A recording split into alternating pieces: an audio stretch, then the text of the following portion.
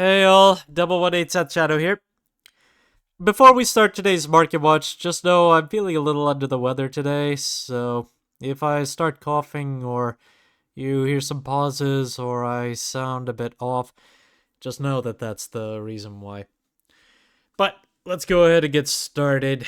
So this is the release weekend for the new starter decks for Zero Tendo and Shikiote.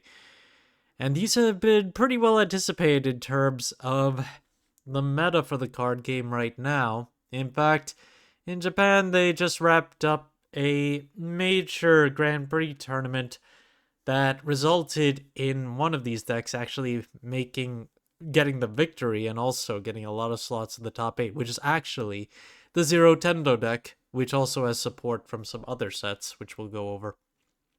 So let's talk about the decks first.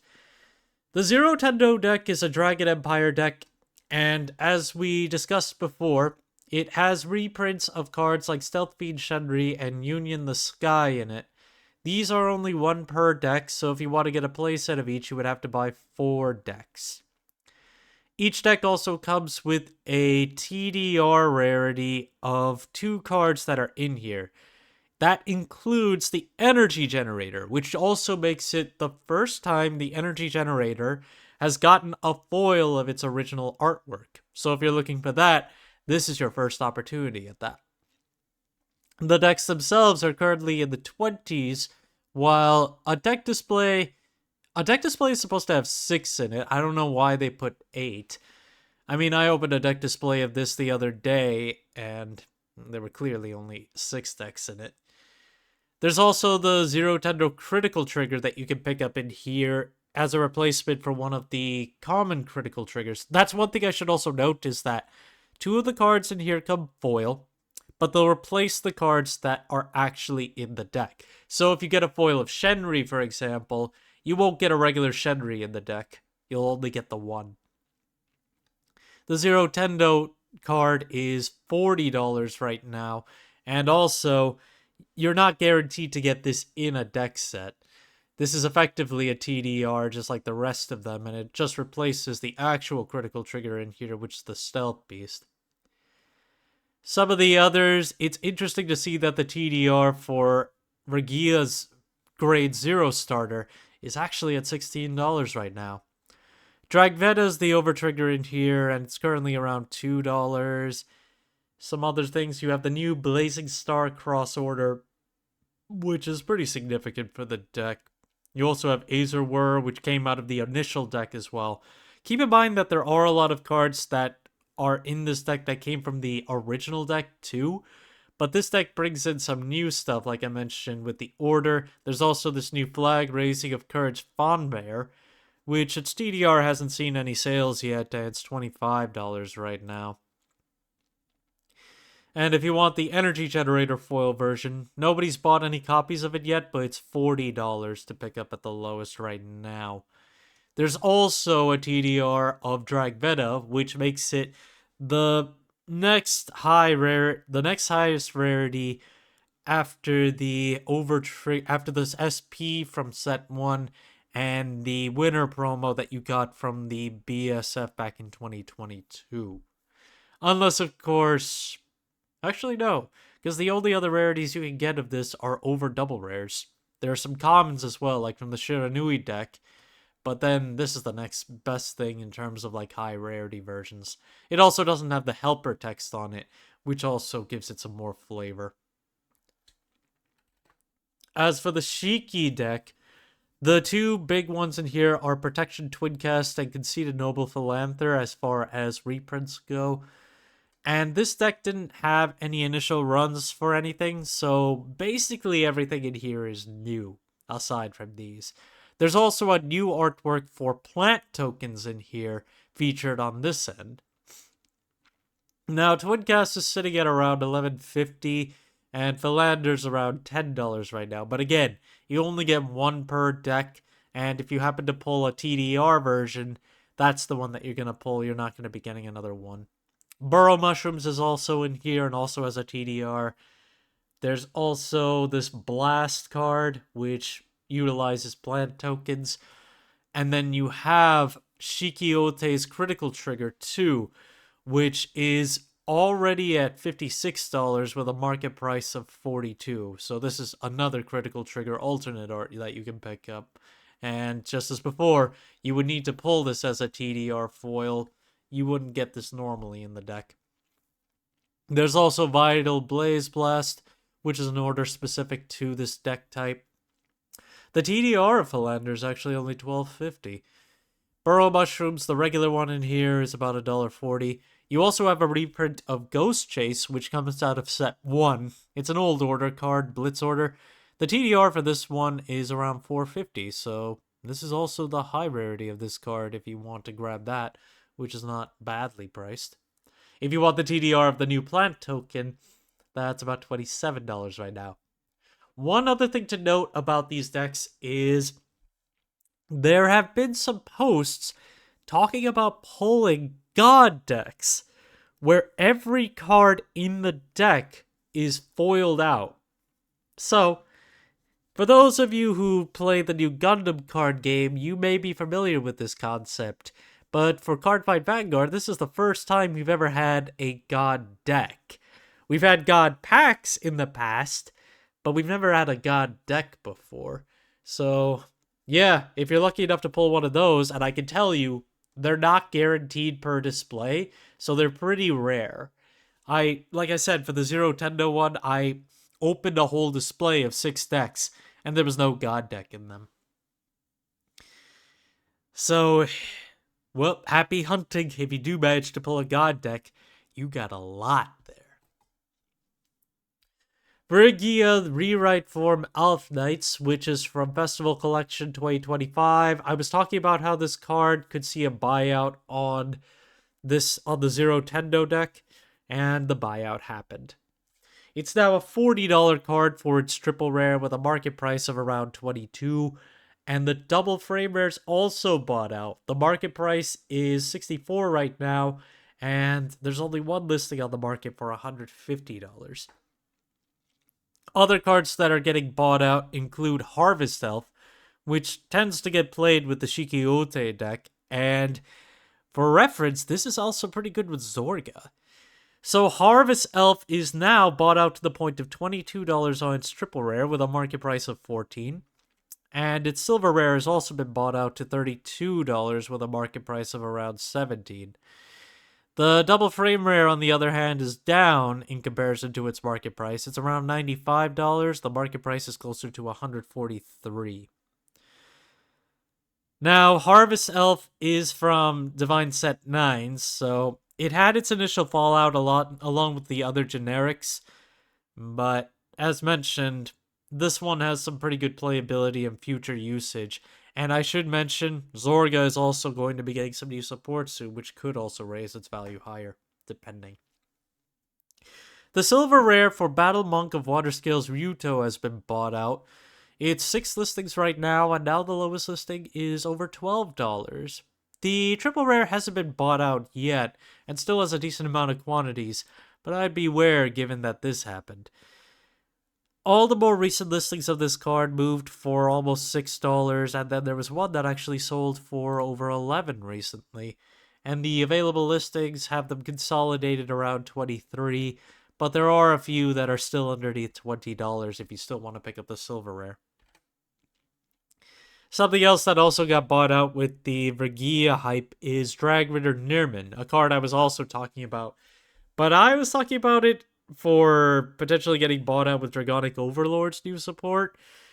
I wasn't really thinking about Phrygia at the time, but this card has been bought out. It's now $25 at the lowest for its triple rare, and it's got one listing on the silver rare at $40, which is around the same price as the double frame rare right now.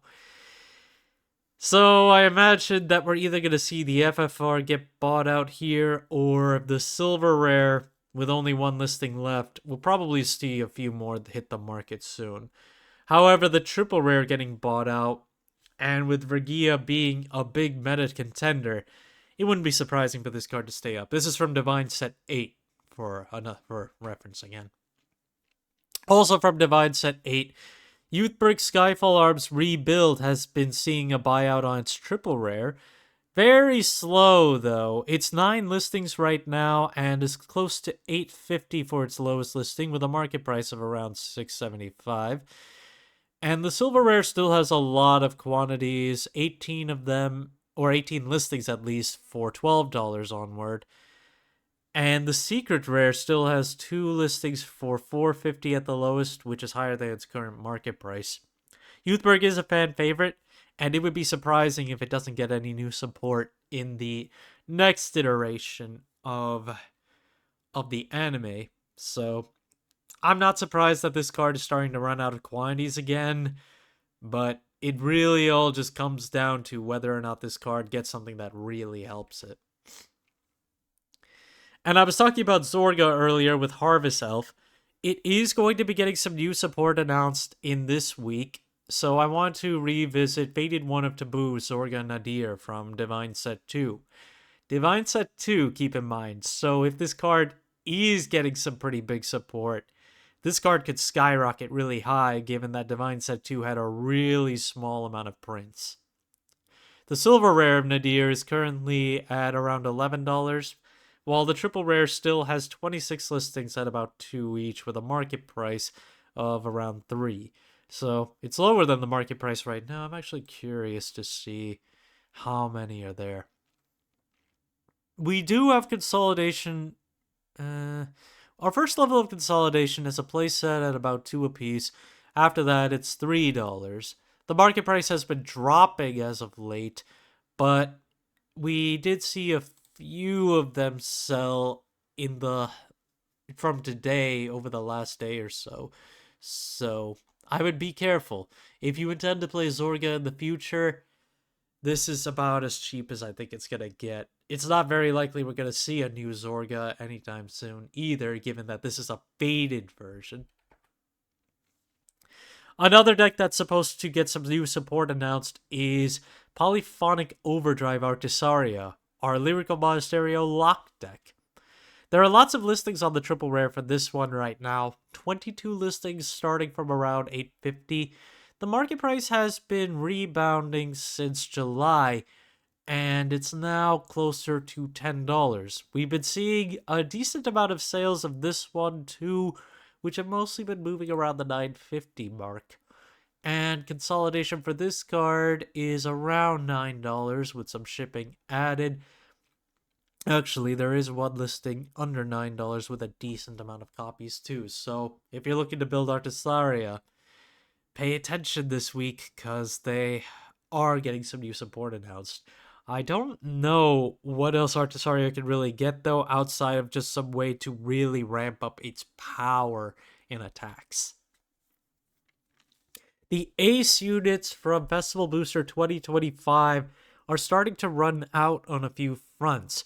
Their prices have not been changing too drastically, but as soon as we run out of listings, it's going to be a sense of if we're going to see more product get cracked open and then more quantities end up selling. But you have to remember, Ace units are effectively like Regulus pieces, and Regulus pieces have eventually all gone up in value despite the fact that you can only play one Regulus piece per deck, and you can only play the Regulus piece one time. The same goes for the Ace units. So we might get new Ace units down the line as well, but until we do, lots of these will probably start to ramp up in value as they continue to lose stock. Valak, which is the Dark States one, is currently on the closest track to that. It's 9 listings right now, so it has the least amount of units in comparison to the others. The market price is currently around 5. While it's been falling out for a while, it does have a decent amount of quantities per listing that are available, but you can already see the consolidation is $7 plus right now, and the next levels of consolidation start to get to $10 and higher. So if you want this card, they're running out of quantities, and you're going to have to grab them before they potentially go up. Blessed Dragon Gobwelius is down in value since we last talked about it, but it's still short on listings. And because Amorda is still likely to get some new support, this card can definitely maintain its value for some time. Currently, the triple rare has 9 listings, and the market price is currently around $29. You can see that it's dropped off from its peak around mid-August, where it was in the high 30s, and where it's been selling for. We saw its last $40 sale early in September. After that, it fell off, and lots of sales ended up being less than $25. But the consolidation of the card is at 30, and then it starts to go back up to 45 after that. So if you are looking to pick up Gabuelius, it's still up there, but it's at least a little cheaper than before. The frame rare of Distorted Bane continues to get bought underneath the $20 mark, keeping its price above that point. The lowest listing is currently around $28, and while the market price has been decreasing, you can see that since about mid-August, we saw a number of sales all go for $15 to $18 on this card over the last few days. And the card consolidation is actually on the last listing, which is $50 a piece. All the other ones have one quantity, and they're all around $28 right now. Odium doesn't have anything new yet to really look forward to, but it would be very strange if it doesn't actually get something at some point.